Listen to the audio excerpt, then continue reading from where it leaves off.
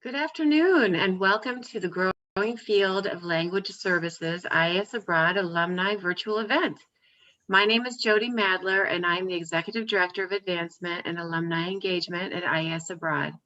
Today's event is part of a virtual series which during the past year has provided moments of joy and moments of learning to our alumni and friends all around the world. We host these events in our work to reconnect our alumni to each other and to all the enrichment opportunities available to alumni simply by being part of IES Abroad's global alumni community. We invite you today, if you have not already, to follow us on Facebook and LinkedIn. Add us to your LinkedIn profile and visit our web pages via the links that I will soon post in the chat room. At the end of the session, we will be providing you with another link to our post-event survey, which we will ask for you to fill out with your future event ideas and your comments. Thank you in advance for taking time to share your feedback. And finally, if you would like to reconnect with your classmates from abroad, please share this in the survey or in the chat room today. We have been hosting virtual class reunions with great success all year long and would love to help you and your class to reconnect. And now on with our event. It is now my great privilege to introduce Kathleen Diamond, an IES Abroad Nantes alumna, entrepreneur, and businesswoman who created a successful and meaningful career in the language services field. She's excited to share her experience and introduce you to her fellow IES Abroad alumni who are also colleagues in the language services profession. Please join me in welcoming Kathleen Diamond. Good afternoon, IES Abroad, and good afternoon, mon cher ami John. Now I have to tell the truth. John and I, I'll just start by telling a little bit of our story. I have the great pleasure of having arrived at this beautiful stage in life that the French call le troisième âge. So John and I, we went to France, to Nantes with IES, and I have so many gifts that you have given to me that I don't even know where to begin, but I think that this afternoon, the best place to begin is at the beginning.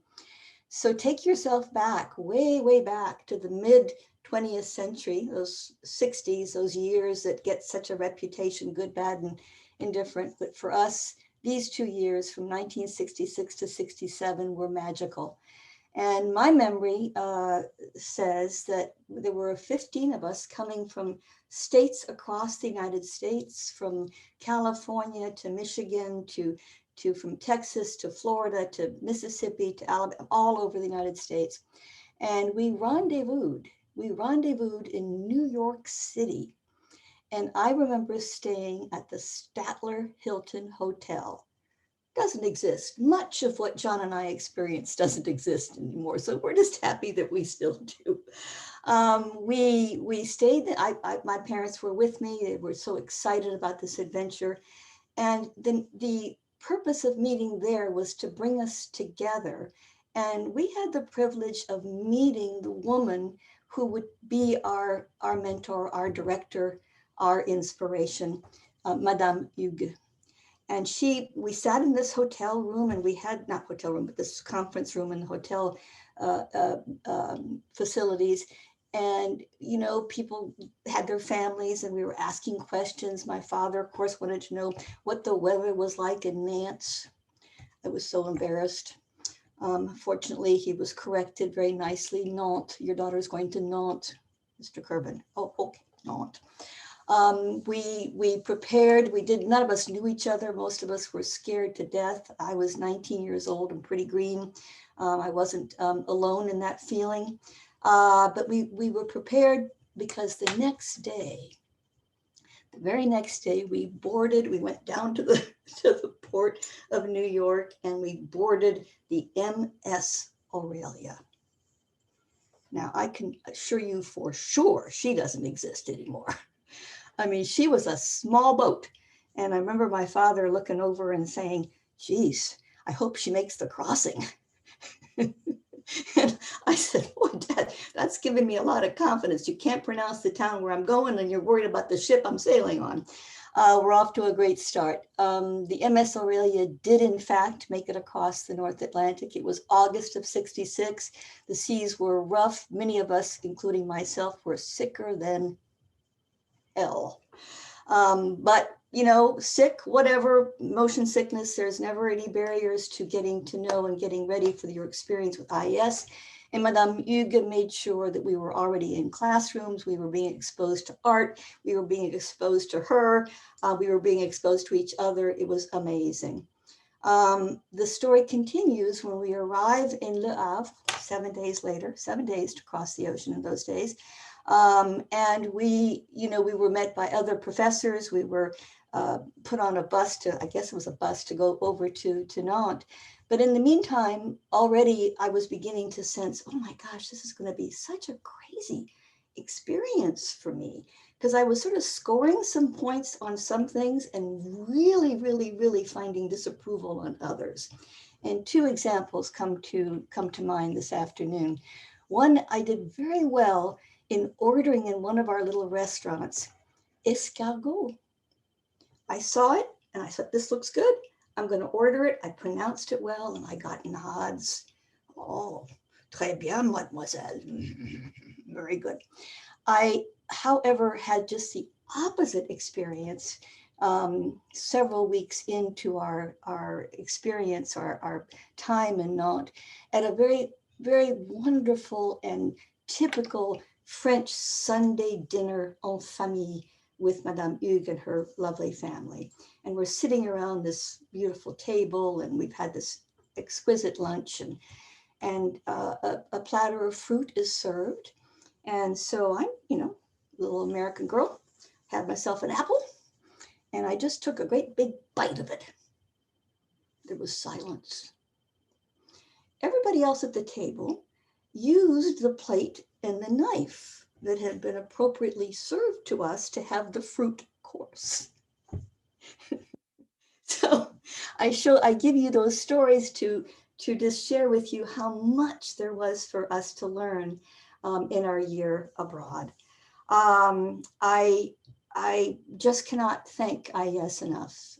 The experiences, the exposure, the richness that we received at the time, being 19 years old, was barely appreciated. John and I, we exchange stories all the time. We were really serious about learning this language. We were in classes together. We were in acting classes together because we figured if we could act, we could speak French. But the thing that I take in all seriousness and in all my professional life is the influence that a woman like Madame Hugues had on me. She was the first woman that I ever saw who sat regally behind I thought was an enormous desk at the center, which is still the same center that we have. Those of you who were just recently there, it's still the same Institut d'études opéraines in that same building. And she sat at this desk and I remember, she's making decisions. She's got power. Now, I don't remember processing it that intellectually. I just kind of sensed it. But when it came time for me to begin my career as an entrepreneur, the big day for me was when I got that big desk. And I sat behind it and I said, merci, Madame Hugues. So my life was shaped during that year in ways that I can never, ever express more gratefully than to do this webinar with you this afternoon. But from there, my company was born, and my company was Language Learning Enterprises. We were in Washington, D.C. We served the State Department, Department of Defense, etc. We moved from language training into translating and interpreting, and became very pioneering in the telephone interpreting field. And I sold the company 10 years ago and have been consulting since then. But part of me is so embedded with this whole idea of language, sharing language, giving back to language, that I want students today to know that you have a very exciting future ahead of you in something that many of you perhaps haven't even heard of, the language services industry. So what I'd like to do now is to step away from my personal experience and talk to you about what we're working on today to be able to make it easier for those of you who are interested in careers, specific careers in languages, to find them and to prepare for them and to enjoy them. So Gani, if you'll put up the first slide for me, that would be just grand. Several years ago, myself and some of my colleagues in something called the Association of Language Companies met for a retreat in a small room and going around business owners talking about what their pain points were and stuff like that. It became obvious that the companies were lacking talent, language talent in their pipelines. They were hiring people who said that they were bilingual, they spoke languages, but when they came to the companies and were actually tested, they could not perform with their language skills. They could not be interpreters or translators or work in their companies. So as we went around the room, somehow eyes fell on me. So Kathleen, what are you going to do about it? And the only thing I could think about was we got to create a bridge. We have to let the educators, the universities, the colleges know that we exist and help them prepare for the jobs that we have today and the jobs we know that we're going to be having in the future.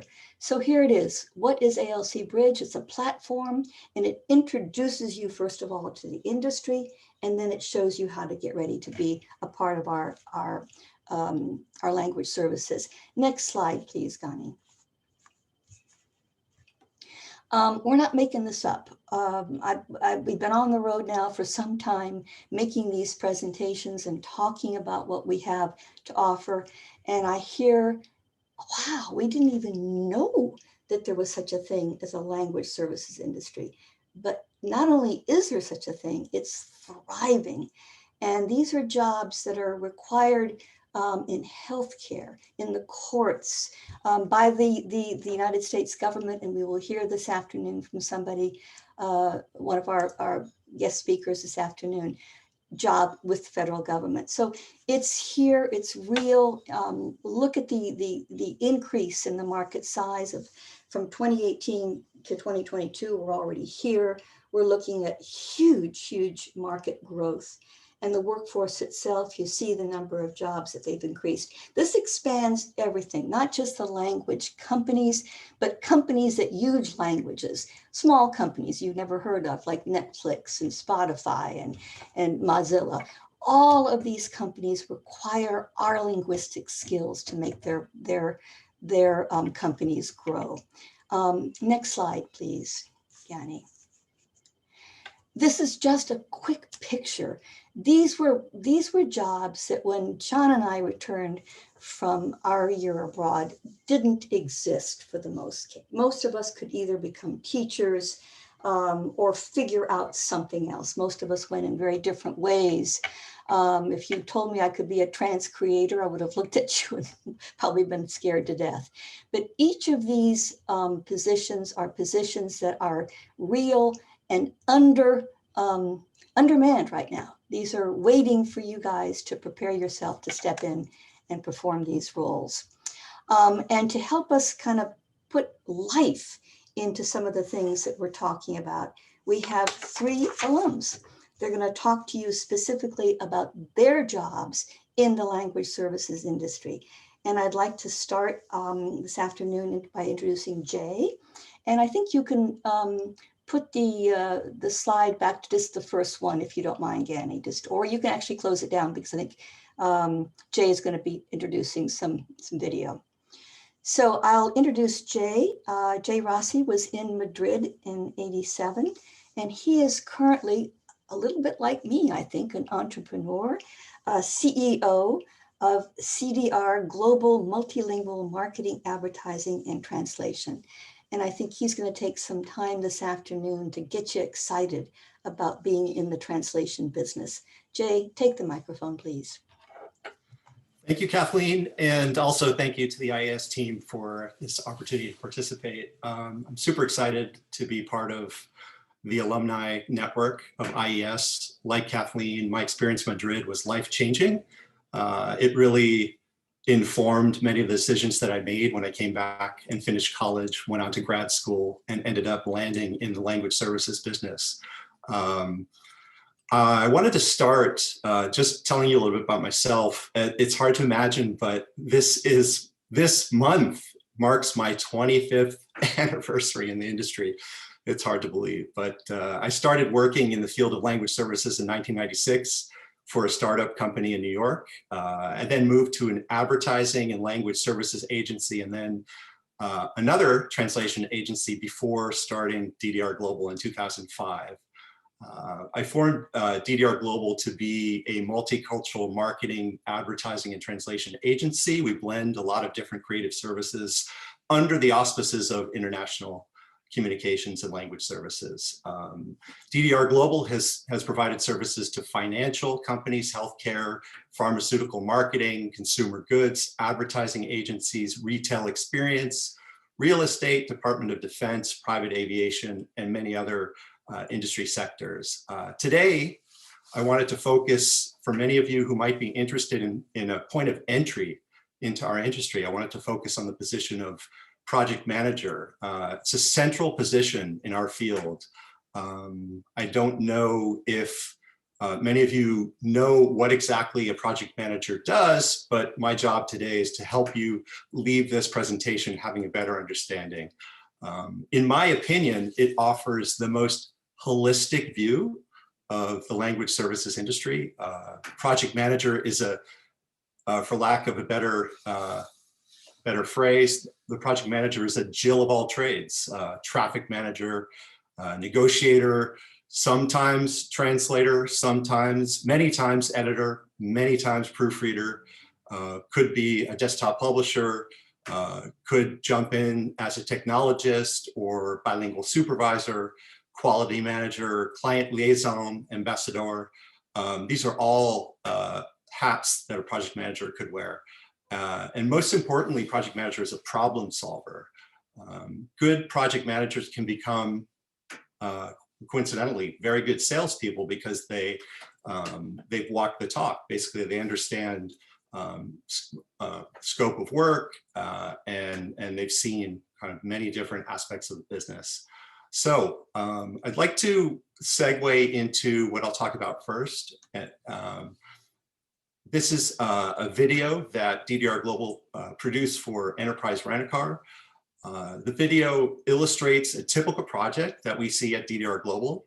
This is an animatic, which is a method used by advertising agencies to pitch creative concepts at lower budget using an animated reel rather than hiring actors, which is much more costly. In this video, you'll see what we call the source English video received from our client, followed by the target Canadian-French voiceover version that DDR Global produced. And there'll be a little surprise at the end. So throughout the video, there are summaries of high-level project management steps we've typically followed to produce this type of voiceover project. And after the video, I'll talk briefly about what qualities we look for in candidates interested in becoming project managers. So Gani, if you could take it away.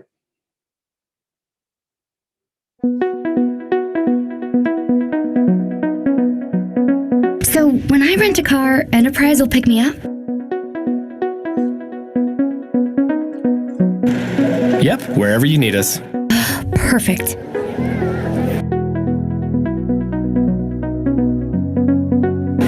Well, looks like my boyfriend's here. Hi, I'm Rob from Enterprise. Sorry, Rob and I can't stay. Just wanted everyone to know so they can stop asking me about finding a nice boy. Let's go. Yes, let's go, dear. Going the extra mile for our customers every single day. Pick Enterprise. We'll pick you up. Sorry. Happens more than you think. OK, quand je loue une auto chez Enterprise, vous venez me chercher? Oui, madame. Peu importe où vous êtes. C'est parfait. Bon, voilà mon nouveau chum. Bonjour, je suis Paul de chez Enterprise. Bon, ben Paul, il faut y aller, hein? Désolée tout le monde! Peut-être que là, ils vont arrêter de me demander si je me suis enfin trouvé un bon gars. On y va. Oui, chérie, on y va. Nous en faisons toujours plus pour nos clients. Chaque jour, choisissez Enterprise et laissez-vous transporter. Excusez, hein? Ça arrive plus souvent que vous pensez.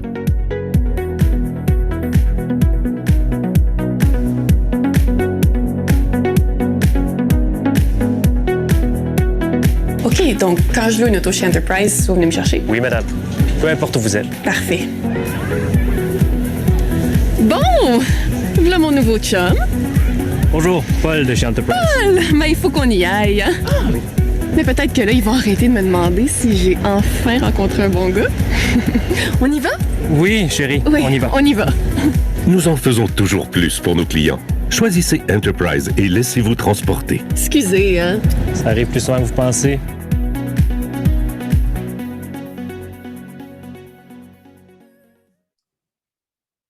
Thanks, Scotty. So as you could see, we went from the source file, which was the English original spot, animatic, to the French VO, and then surprise to the final in-market broadcast version with actually live actors. So you got a nice flavor of kind of the progression of the work. There are a number of steps that a project manager must follow to shepherd a project from beginning to end. In the case of this voiceover project, first, a project manager needs to understand the scope of the project, seeing the big picture, being able to set a production schedule, contracting the right people for translating, editing, proofreading, bilingual supervising. Some of you might be familiar with that term who work in our industry, which encompasses someone who's fluent in both the source language and the target language, who can give cues to the voice talent in studio and help with quality control during the recording process. Project managers are also responsible for talent casting, overseeing the recording, sitting in on post-production, and ultimately delivering final assets to our clients, managing payment to contractors, and final billing of projects. So it's a lot of information. It's a very important job, the project manager. It can be very stressful when deadlines are tight, and often in our business, deadlines are quite tight. It's exhilarating when you get to produce something from beginning to end, and super exciting to see the fruits of your labor. One of the things that has always kept me going in this business is just being able to see something from beginning to end. Oftentimes, in many jobs in corporate America, a person may fulfill one role in a large kind of line of folks who touch projects. And in our business, project managers get the privilege of actually receiving content and then delivering final content and having some hand in the production process all the way through. I would say of all the skills that we look for in potential project managers, we look for hyper attention to detail. I can't emphasize this enough. Being super detail oriented. Ideally somebody who has a lot of problem solving experience, and somebody who is also very solutions oriented. Computer skills obviously are very important in our business, especially the suite of Office applications, plus Adobe Creative Cloud, Photoshop, Illustrator, and InDesign. And maybe this will come as a surprise to some of you, but language fluency is a plus, but can sometimes be less important than being able to troubleshoot and to think on one's feet, thinking and acting creatively and decisively when you meet unexpected roadblocks.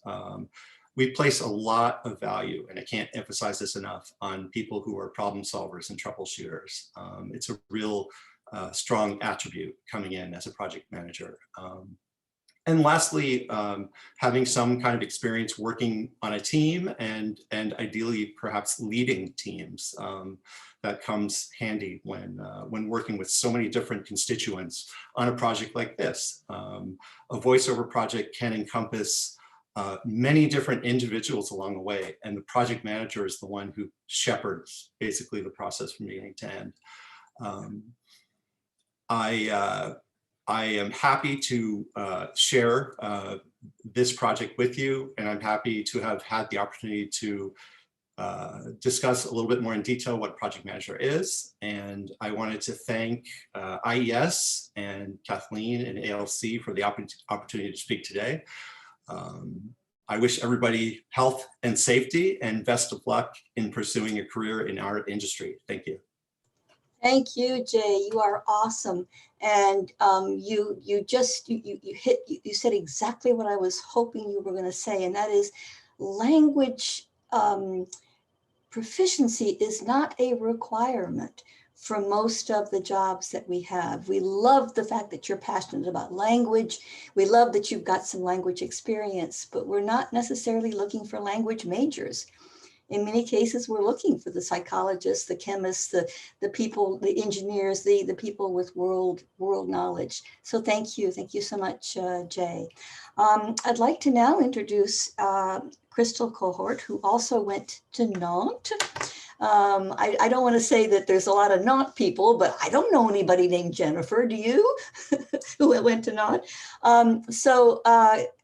Crystal's, I'm excited to hear her presentation this afternoon because she's going to talk to us about being an interpreter. And as you all know, translators work with the written and interpreters work with the verbal. And Crystal's going to share with her experience as an interpreter for the European Commission. How cool is that? Crystal, please take the mic. Oh, thank you very much, Kathleen.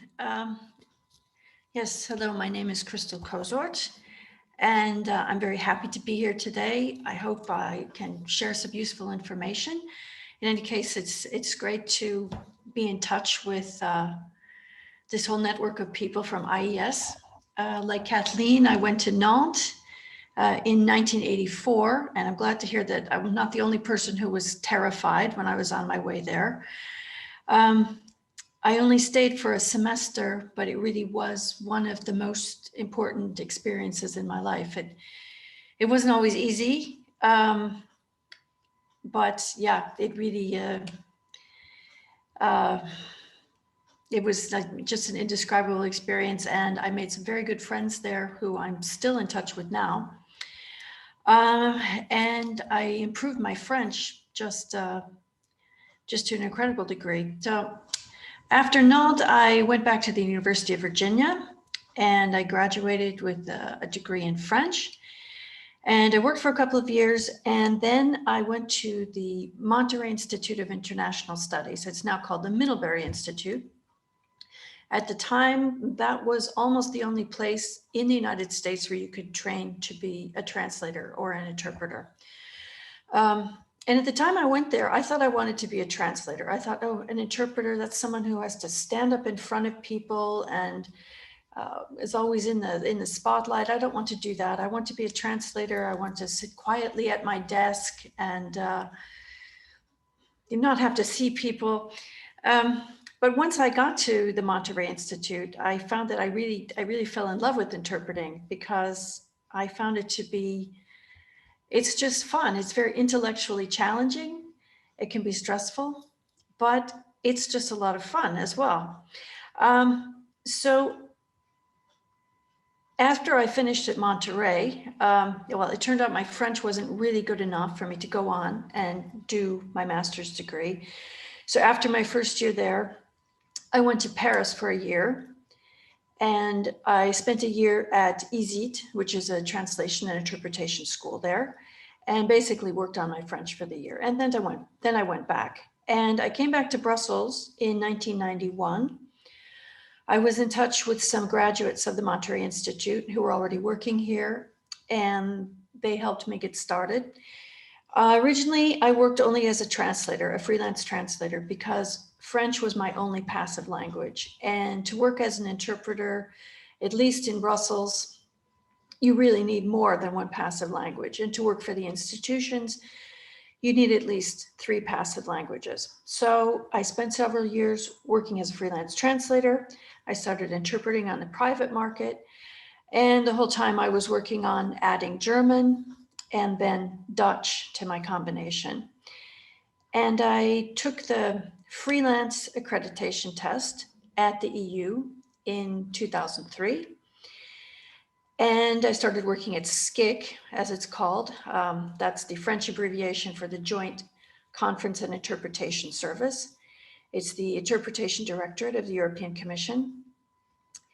And in 2008, I passed a concours, which is a sort of competitive examination that you have to go through to become an official at the institutions. And since then, I've been a permanent staff interpreter. And I now work from French, German, and Dutch. And I'm about to add Polish the next few weeks. So you might think, oh, working at the European Union, it's all diplomats and Ursula von der Leyen and Mrs. Merkel and Emmanuel Macron. Actually, what we do day to day isn't really that high level or that glamorous, but actually it's probably more interesting.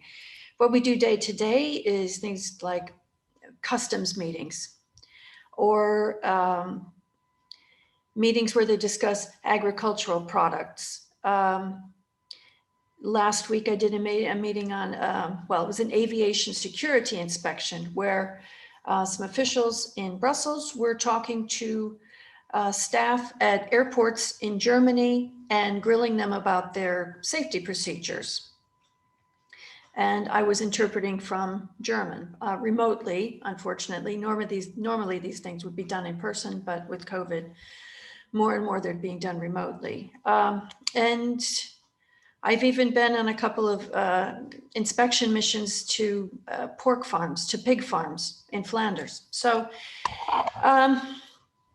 it really encompasses all sorts of subjects. And yeah, once in a while you get to do a council of ministers or even a summit where you have the heads of state and government. And that's exciting in a way, but actually the content of the meeting is not really as interesting as something that's a bit more down to earth, because they're mostly making sort of prepared statements, and there's a lot of actual dialogue going on. In any case, I found interpretation to be a very rewarding career. It's given me an opportunity to travel quite a bit, to keep on learning. And I have to say my colleagues are really fascinating people with all sorts of interests. Now, I sort of regret that I don't have a little video for you. I think it would have been interesting, but I've got some links. SCIC has produced many videos about interpreting, how to become an interpreter. And I hope you will take a look at them because they're really well done. And yeah, coming back to the importance of languages. Well, of course, if you're an interpreter, languages are extremely important, but you need more than a knowledge of languages. In fact, if I were to do it over again, I might have done my university degree in something other than French. I might have studied something like law or history or international relations. Of course, a near native level of understanding of your foreign languages is really crucial, but the most important thing is probably a really flawless command of your own language, your native language. And you also need broad general knowledge and the ability to get interested in almost any subject. I was saying, from customs tariffs to animal diseases to European Union legislation. And of course, just knowing languages, even if you have a very good level, does not make you an interpreter. Normally you need training from a reputable school. And I've also going to share a link to IEC, which is the International Association of Conference Interpreters. And there's a lot of information on their site, including a list of reputable interpreting schools. So please do look at the videos. Some are made by SCIC, some are made by the European Parliament, and they explain in much greater detail than I have time for here what interpretation is about. and how you can become an interpreter. Now, we often discuss the future of interpretation. It's become a bit unwieldy in the European institutions. We now have 23 or maybe 24 languages. Obviously, they're not all used in every meeting. Choices have to be made. And English is becoming more and more prevalent. It became the lingua franca of the European Union in the early 2000s, after all the countries of Eastern European joined. And even where people do have interpretation, where they could speak their own language, they often choose to speak English. It's because they're used to working in English a lot of the time.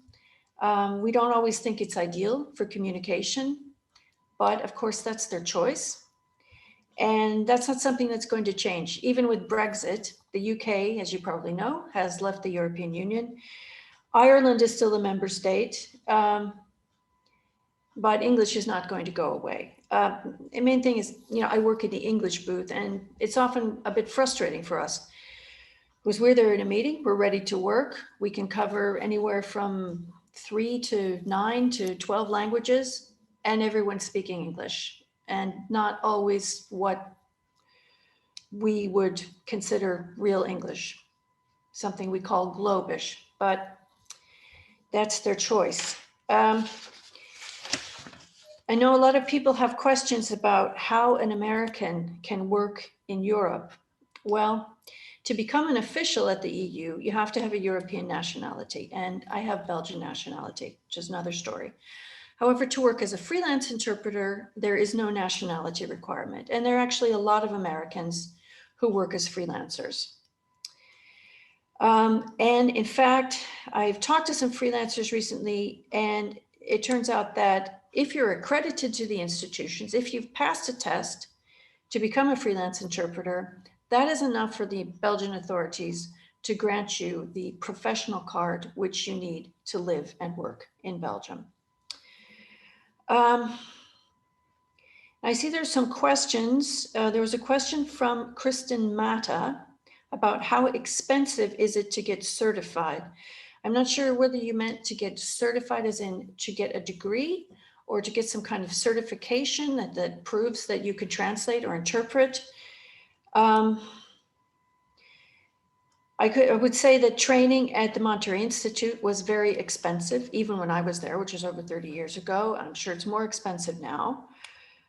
Then it was something like $15,000 a year. I'm sure it's probably twice that much now. I would say that fees are going to be a lot lower at universities in Europe. So that's something to consider.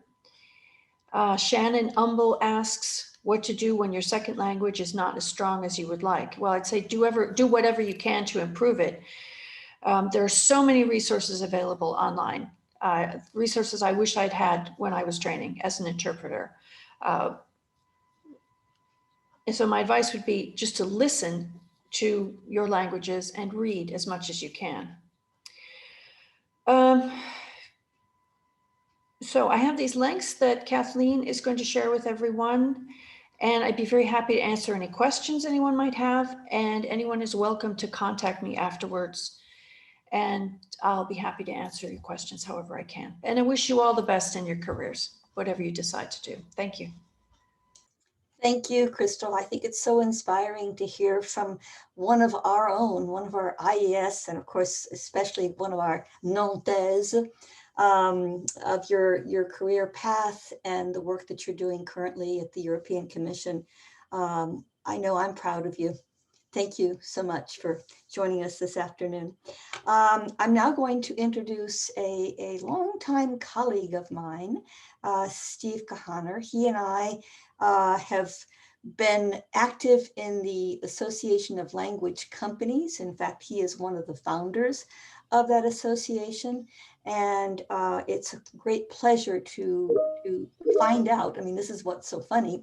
Jennifer brings us all together. We found out not too long ago that we were both IES alums. And of course, Steve knew that I was into this ALC Bridge thing. And I guess he kind of knew, oh, she's going to be coming after me. And yes, he's right. I'm coming after you. And I'm going to give you the mic right now. And thank you so much, Steve. Thank you, Kathleen.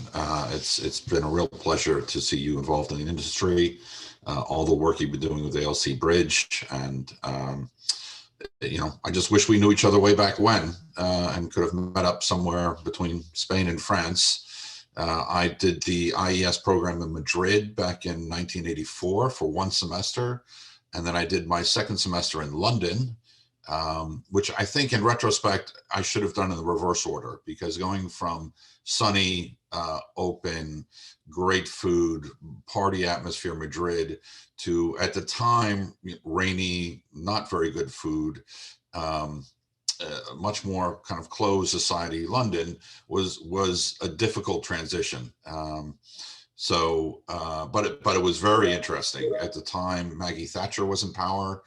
We had, I don't know if they still do this, but at the time they had internships at the House of Commons.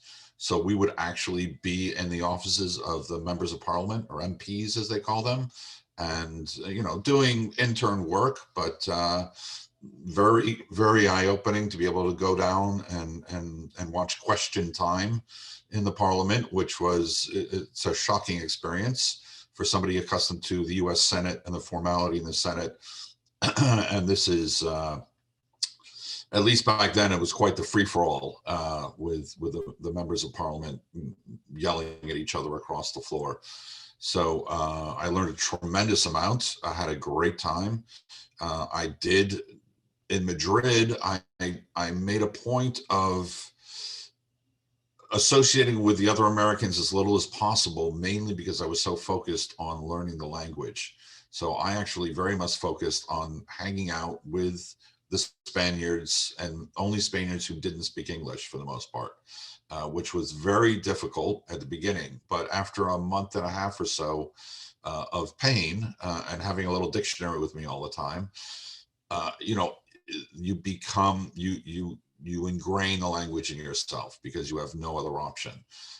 Today, with connectivity and the phones, it's probably a little more difficult. But anybody that does want to go learn a language, I think one of the best ways is going to the country, immersing yourself, trying not to hang out with the expat community or other Americans, and suffering for a few weeks, and you'll be amazed at how quickly you pick up the language.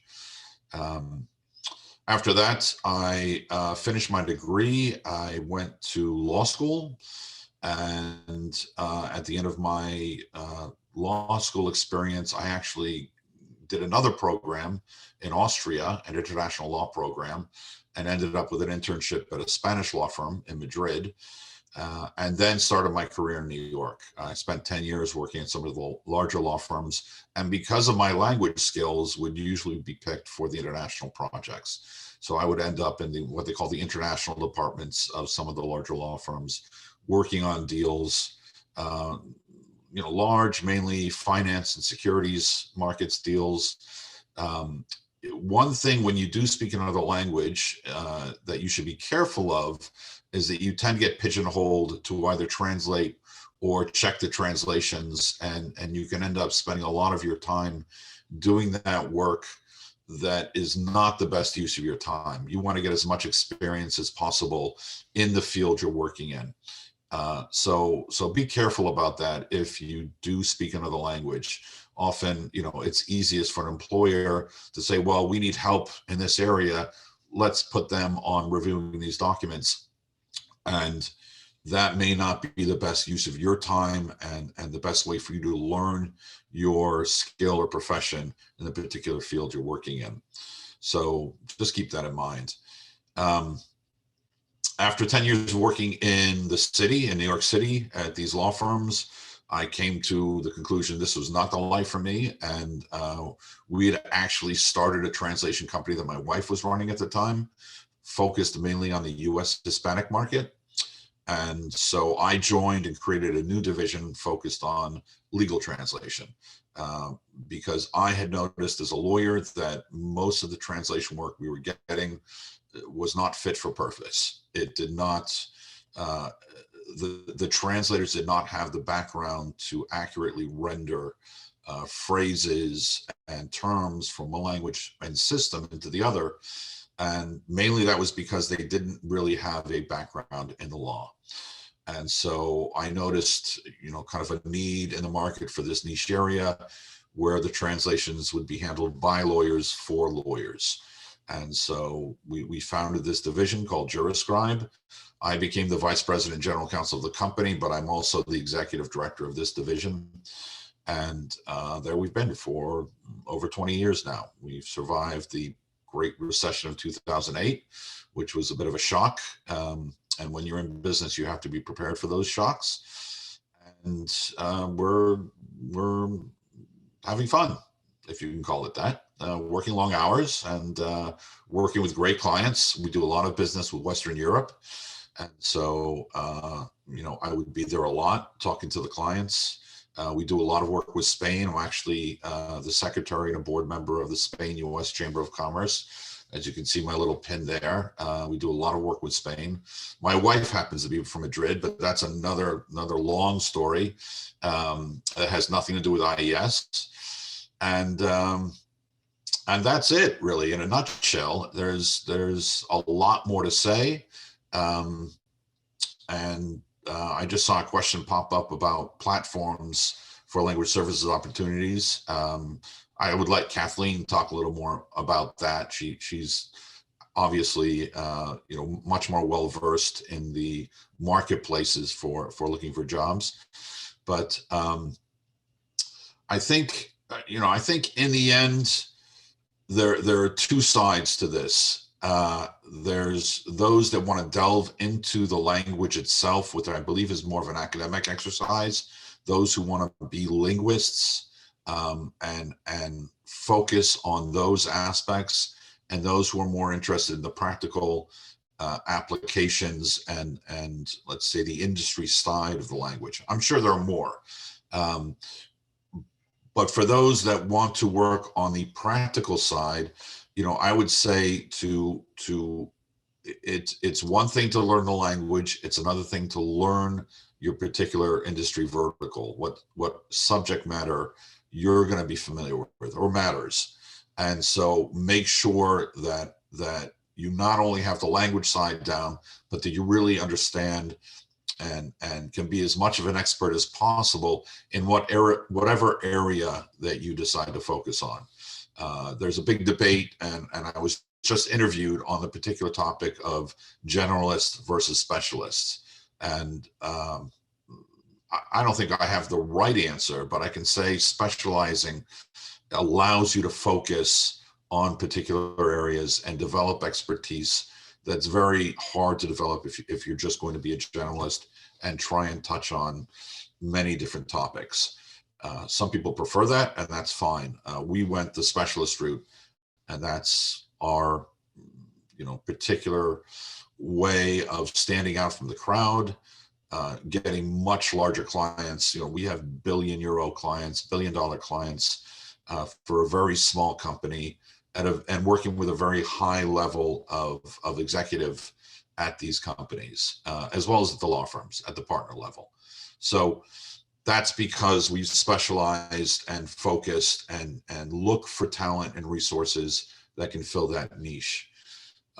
So it doesn't have to be law, it can be any area, but that's one thing that I think can very much help you in your career path, is specializing, becoming that expert in particular areas. Other than that, if everybody has questions, feel free to reach out. And thank you again, Kathleen, for putting this on. Thank you to IES for giving us those experiences and for rounding us all up after all these years. And yeah, I hope to be involved in more events. Thank you so much, Steve. I always enjoy it. It's always such fun. You think you know somebody pretty well, but then you find out what they really do all day. It's pretty amazing to me. And night. Oh, and night, yeah. For God's sakes, of course, at night. Oh, absolutely. I'm going to turn the mic over to you, Kristen. I have to, full disclosure here, as I said, the State Department was one of my company's largest clients. So I was very involved with the Foreign Service Institute, member of the ILR, for, I don't know, over practically 3 decades. And so I'm just delighted to have the chance to hear what you can tell us today about this online language learning and what's going on at the State Department today. Please, please enlighten us. Thank you. Sure. Yeah, thanks so much for allowing me to join today, and thank you all for joining this session. My name is Kristen Mulligan Walters, and I was in the 2005 class at Nantes as well. When I moved to Washington, D.C. to pursue my master's degree in international affairs at George Washington University. And while I was here, I started working at the State Department, which was a long-term goal that I just happened to achieve a little bit sooner than anticipated. So I started working at the Foreign Service Institute, which is the training wing of the State Department. And I was specifically working in the School of Language Studies, which focuses on language training. Today, my role, I specifically managed what's called the distance language learning program. So we provide online language training, and our primary audience members are diplomats, US diplomats who are going to be living abroad and working in American embassies and consulates.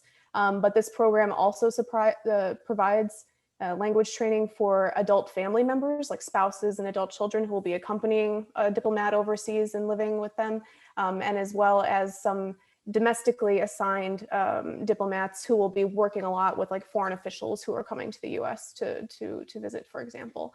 So today this program provides both self-guided and instructor-guided instruction, but I primarily focus on the instructor-guided part of the program.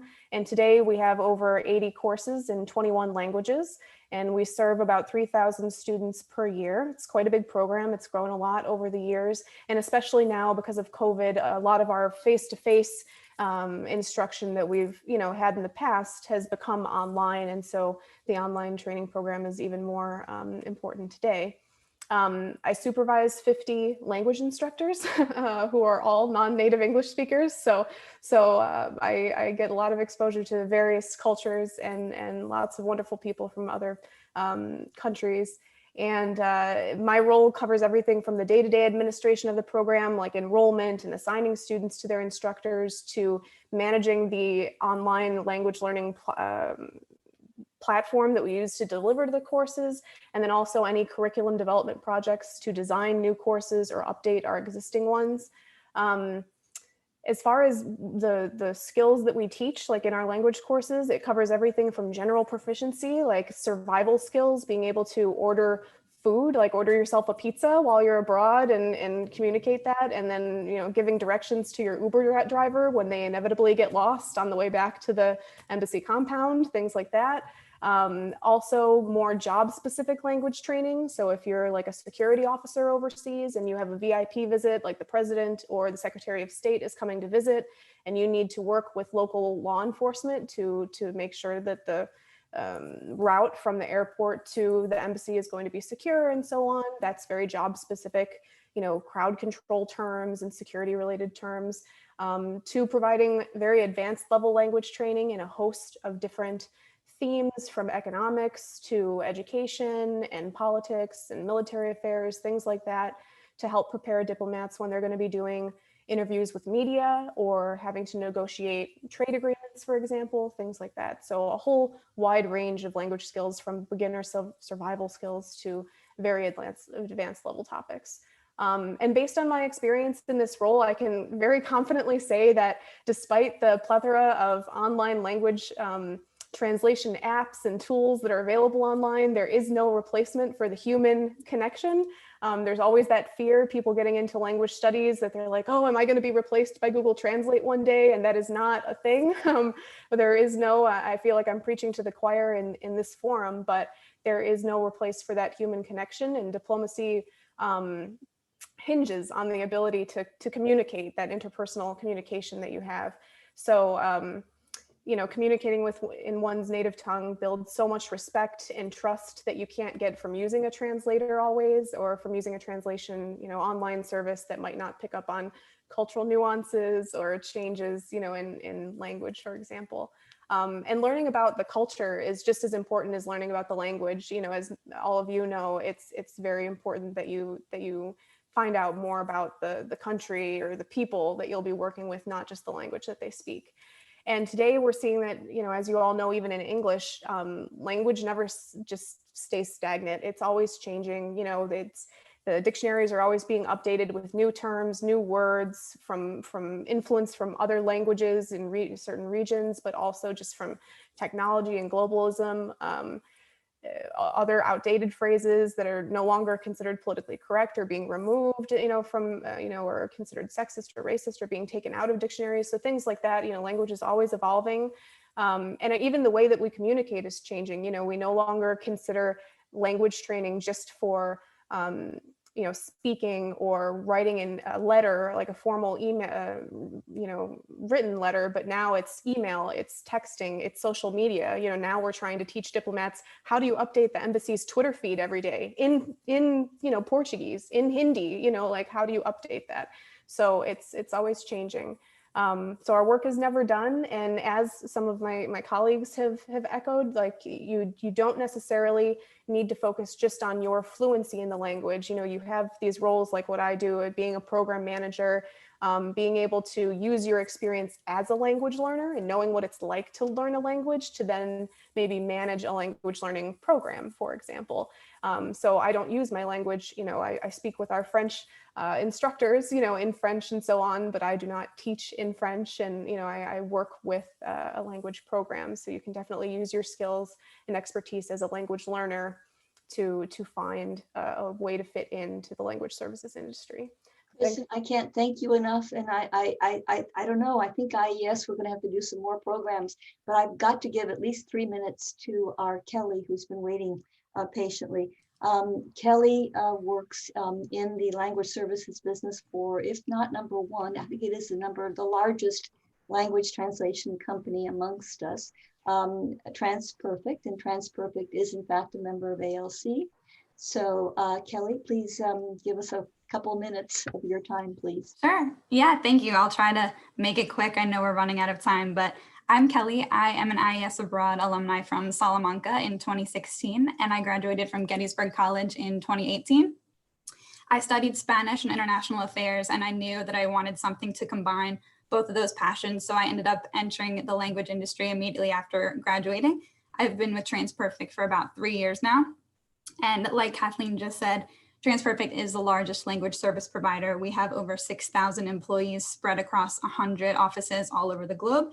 We service over 170 languages, and we did about $850 million in 2020. So as everyone mentioned, this language industry is huge and growing every single second.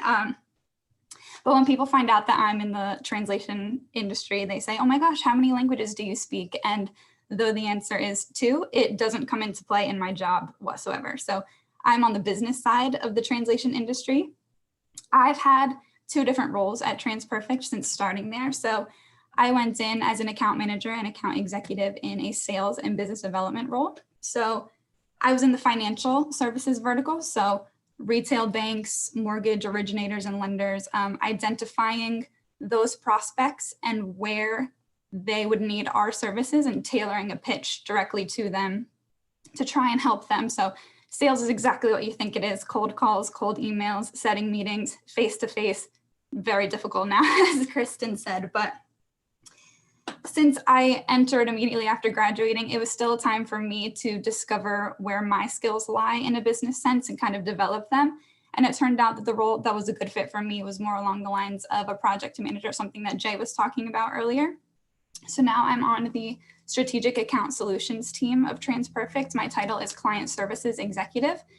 I kind of oversee projects from start to finish. So a client comes to me and they'll say, I need this translated into this many languages by this date. So I'll have a scoping call with them, learn about their requirements, how we can best service them, whether that be through the use of technology, which is increasingly important in the language services industry. It's not as simple as, here's a piece of paper, give this back to me as another piece of paper in a different language. There are so many processes and technologies to streamline, centralize, make that client's life so much easier throughout the translation process. So I identify those and deliver it to them through the scope of a project from start to finish, making sure it's within their budget, within their timeline, and that they are overall happy with the quality of the language and the service that TransPerfect provides. I know I'm talking really fast and are running out of time, but if anyone is interested in learning more about, going straight into the language services role after college or being on the business and sales side, reach out to me on LinkedIn or send me an email. I'm always happy to talk more about it.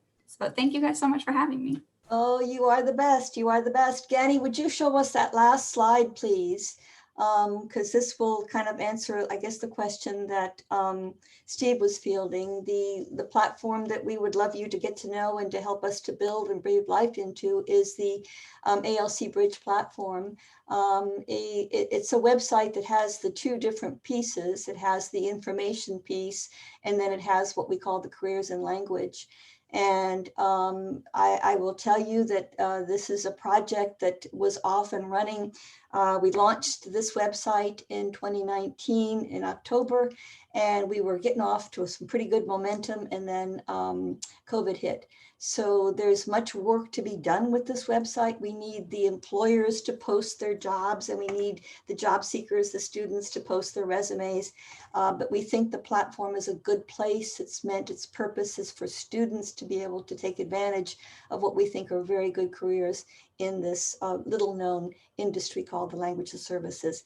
And with that, I don't know whether I turn this over to Dawn or to you, Jennifer, but we are at the hour.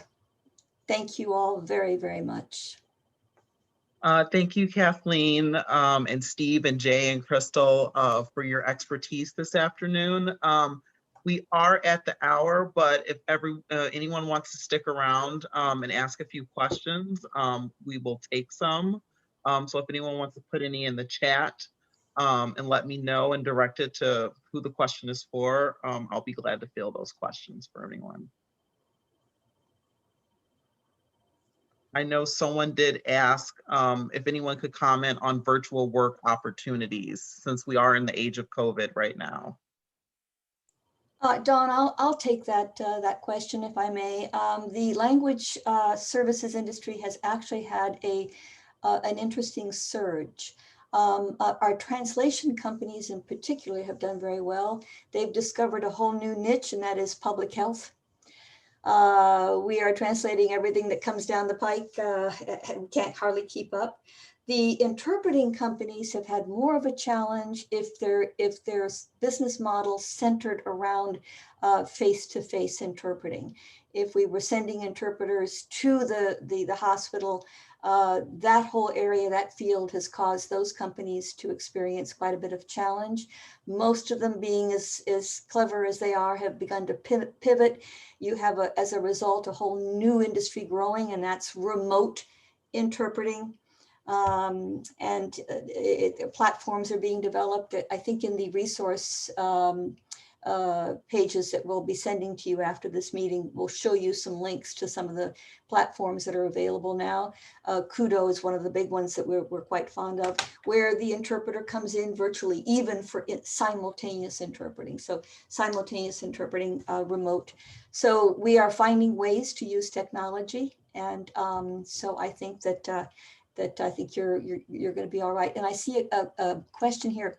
A student at Miss, you should know, Emma, please go on, sign in, register. You'll see among the committee members that we have the most fabulous woman in the world, Winnie Hay, and she's at the career office at the Monterey. It's the Middlebury Institute at Monterey is where she is. So that's exactly who I was going to send it to.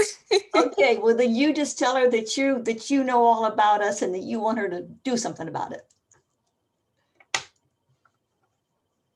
You may want to add that for the language services industry, it's been pretty decentralized for a long time. We didn't skip a beat. Because our people work from everywhere.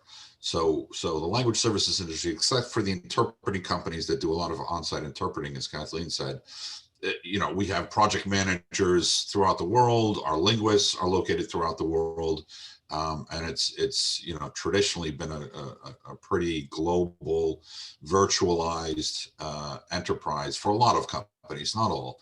So it's not something new for a company. Most of my colleagues that are translation company owners don't blink an eye at hiring somebody in Argentina, in Eastern Europe, in Western Europe, throughout the country. Here, it's, you know, it's become the norm. I can't speak to other industries, but I think there's definitely been an opening to the idea of remote workers, people working remotely from other areas. It's just from a legal perspective, if you're based in the US, is dealing with, you know, employment and labor law issues in various states that you otherwise wouldn't have to deal with. So that's, you know, but that's something to keep in mind. Definitely, I've seen virtual internships at large companies like Boeing. And I know that because my son is applying, but there's, you know, a lot of larger companies are offering virtual internships to start, to get your, you know, toes in the water and get an experience working without having to be on site. And that's one of the few, one might say, benefits of our pandemic year in the past, that, you know, a company that may not have been in reach in the old days, they're opening up and being more amenable to trying out new people and even hiring them from a distance.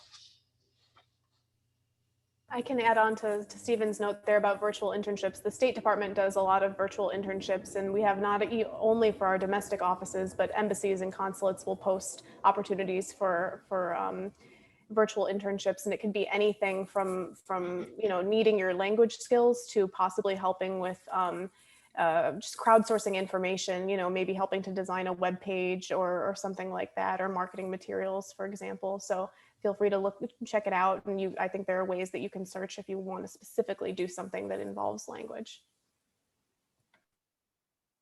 That's great. That's great, Kristen. I did add the ilr.gov website to the resources so that it'll get people in thinking about, you know, State Department FSI. And then there was one more other question sort of directed towards Kristen and Kelly.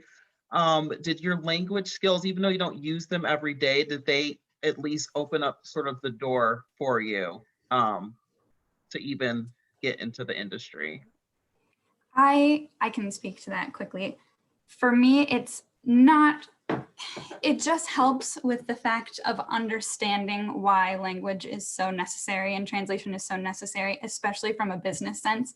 Knowing, you know, after studying Spanish for so long, you know that Joe Schmo off the street is not qualified to translate a legal document, and just making sure that any non-English speaker is going to have the same client experience that English speaker does. And that's how you grow your business. So it takes your business from being solely in the United States to Mexico, to Canada, to everywhere. It just really opens doors for business, especially to grow like that. That's great. Thank you. Kristen, there is a question for you from actually someone who is soon to be a GW alum themselves, and they were wondering, how did you get started at the State Department? Did you have an internship, or did you have a connection already? Sure. No, I didn't have an internship first, but I've known plenty of people who did start with internships and then either transitioned into contract positions first or into direct hire positions. But no, I personally actually started as a contractor at the State Department, and after a few years then transitioned into a civil service role. Yeah, I found out about the contract position from a friend that I met at a prior job who had started working at the State Department, and she let me know that there was this position available, and I started. It did not require foreign language, my initial position, though the one that I'm in now did require at least a minor, I believe, in a foreign language. So I have a major in French in my undergraduate studies, and that qualified me for the role that I'm currently in. But there are plenty of roles at the State Department that do not require, even our diplomats. It can help if they come in with some language experience, but usually the State Department provides training for language for each of the posts that they'll be working at as well. So you get training, language training on the government, really, when you're in a diplomat role. Great. Take good care. Have a good day.